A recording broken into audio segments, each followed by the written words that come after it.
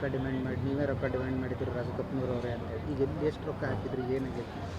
ಸಚಿನ್ ಪಾಂಚಾಳ್ ಅವ್ರ ಅಕೌಂಟಿಗೆ ನಮ್ಮ ರಾಜಣ್ಣವ್ರದ್ದೇನು ಅವ್ರದ್ದೊಂದು ಫ್ರೆಂಡ್ ಅದ ಗ್ರೂಪ್ ಅವ್ರು ಕಲ್ತು ಒಂದು ಕಾಂಟ್ರಾಕ್ಟರ್ ಕೆಲಸ ಮಾಡ್ತಾರಲ್ರಿ, ಅವರು 60 ಲಕ್ಷ ರೂಪಾಯಿ ಅಕೌಂಟ್ ಪೇ ಮಾಡೋದದ. ಮತ್ತಂತಂದ್ರೆ ಒಂದು 20 ಲಕ್ಷ ರೂಪಾಯಿ ಬೈ ಹ್ಯಾಂಡ್ ಕ್ಯಾಶ್ ಕೊಟ್ಟರೆ, ಅದು ಇ ಎಮ್ ಡಿ ಅಮೌಂಟ್ ಕೊಟ್ಟರೆ. ಇ ಎಮ್ ಡಿ ಅಂದ್ರೆ ಟೆಂಡರ್ ಹಾಕಿ ಇ ಎಮ್ ಡಿ ಕಟ್ಟೋದು ಇರ್ತದೆ ಮೊದಲು. ಇ ಎಮ್ ಡಿ ಅಮೌಂಟ್ ಕೊಟ್ಟರೆ ಅವು ಏನು ಮಾಡ್ಯಾನ ರೀ, ಫೇಕ್ ಮಾಡ್ಯಾನ. ಒಂದು ವರ್ಷ ಮೊದಲೇ ಕೊಟ್ರೆ ಆ ಟೆಂಡರ್ ಹಾಕಿನಿ ಮಾಡಿನಂತ ಹೇಳ್ಕೆ ಸುಮ್ಮನೆ ಯಾವ್ರೆ ಕಾಪಿ ಕೊಟ್ಟನ್ರಿ ಹಳಿವು ಇವ್ರಿಗೆ ತೋರ್ಸೋದು ರೀ.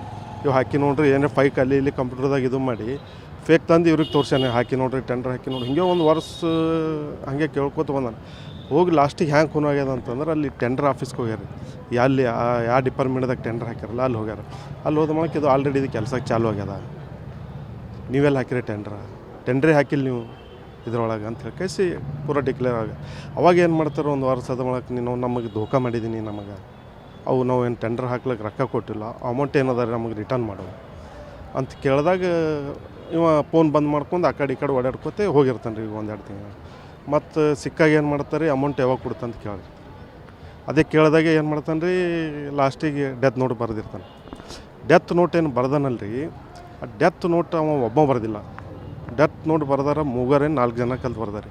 ಅದು ಹ್ಯಾಂಗೆ ಖೂನ ಆಲತ್ತದ ಅಂತಂದ್ರೆ ಆ ಡೆತ್ ನೋಟ್ ಏನು ಬರೆದು ಬಂದು ಫೋಟೋ ತೆಗೆದಾರಲ್ರಿ, ಅಲ್ಲಿ 3-4 ಮಂದಿದ ಬಳ್ಳಿಯಿಂದ ಒಂದು ಫೋಟೋ ಹೊಂಟದು. ಫೋಟೋ ತೆಗೆದ್ರೊಳಗೆ ಅದ್ರೊಳಗೆ ಗುರ್ತಾಲತ್ತದ ಫೋಟೋ ತೆಗೆದು. ಅದ್ರ ಸಲುವಾಗಿ ಅದು ಸೂಕ್ತವಾದ ತನಿಖೆ ಆಗಬೇಕು. ಡೆತ್ ನೋಟ್ ಇವ್ರು ಯಾರ್ಯಾರು ಕಲ್ತು ಬರ್ದಾರ, ಯಾರ್ಯಾರಿಲ್ಲ, ಇವ್ನ ಹಿಂದೆ ಯಾರು ಹರ, ಇದ್ರ ಬಗ್ಗೆ ಪೂರ ತನಿಖೆ ಆಗ್ಬೇಕಂತ ಹೇಳ್ಕಸ್ ನಮ್ದೊಂದು ಆಗ್ರಹ. ಎಷ್ಟು ವರ್ಷದಿಂದ ಸಚಿನ್ 1 ವರ್ಷ 1.5 ವರ್ಷ ನಿಂತು ಪರಿಚಯ ಆಗ್ಯಾನ ರಾಜಣ್ಣವ್ರಿಗೆ. ಏನಂತ?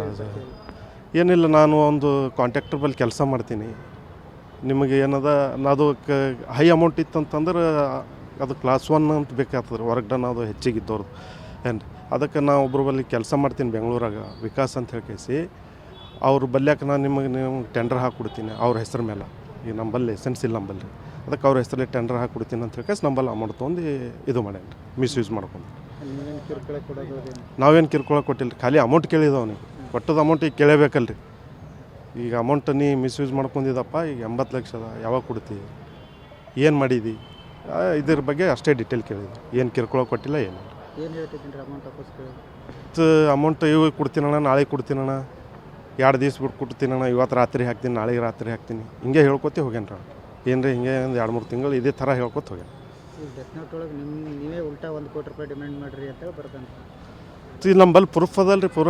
ಒಂದು ಅವ್ನ ಬಲ್ಯಕ್ಕೆ ಏನದ ಅವ್ನು ಬರೆದು ಡೆತ್ ನೋಟ್ ತೀರ್ಕೊಂಡು ಬಿಟ್ಟಾನ. ಅವ್ರು ನಂಬಲ್ಲಿ ಅವ್ನಿಗೆ ಹಾಕೋದೆಲ್ಲ ಬ್ಯಾಂಕ್ ಡಿಟೇಲ್ ಅದ ರೀ ಪೂರ. ನಂಬಲ್ಲಿ ಸ್ಟೇಟ್ಮೆಂಟ್ ಅವ ಪೂರ, ಅಮೌಂಟ್ ಎಷ್ಟು ಹಾಕಿದ್ದು, ಯಾವ ಬ್ಯಾಂಕಿನ ನಿಂತು ಹೋಗ್ಯದ, ಪೂರ ಒಂದಿಷ್ಟು ಫೋನ್ಪೇ ಮಾಡೋದದ, ಅದು ಎಲ್ಲ ಪೂರ ಡಿಟೇಲ್ ಅದ ನಮ್ಮಲ್ಲಿ. ಅಮೌಂಟ್ ಅವ್ನಿಗೆ ಹಾಕಿದ್ರೆ ಅದು ಏನದ ನೋಡಿ ತನಿಖೆ ಆಗ್ಬೇಕು ರೀ. ಅವ್ನು ಡೆತ್ ನೋಟ್ ಬರ್ದಾನಲ್ಲ, ಅವ್ನ ಹಿಂದೆ ಅವನದು ಉದ್ದೇಶ ಏನದಲ್ಲ ರೀ, ಅವ ಆ ಡೆತ್ ನೋಟ್ ಬರೀಲಿಕ್ಕೆ ಆ ಥರ ಅವನಿಗೆ ಒಬ್ಬ ನಿಂತಾಗಲ್ಲ. ಅವ್ನು ನಿಂತು ಅದು 2-3 ಕಲ್ತು ಅವ್ನು ಹಿಂದರ ಅದು ಏನದ ಸೂಕ್ತ ಕ್ರಮವಾಗಿ ತನಿಖೆ ಆಗಬೇಕು. ಡೆತ್ ನೋಟಿನ ಬಗ್ಗೆ ತನಿಖೆ ಆಗಿ ಅದು ಯಾರು ಅವ್ರ ಬಗ್ಗೆ ಅವ್ರಿಗೆ ಶಿಕ್ಷೆ ಆಗ್ಬೇಕಂತ ನಮ್ಮದೊಂದು ಉದ್ದೇಶ.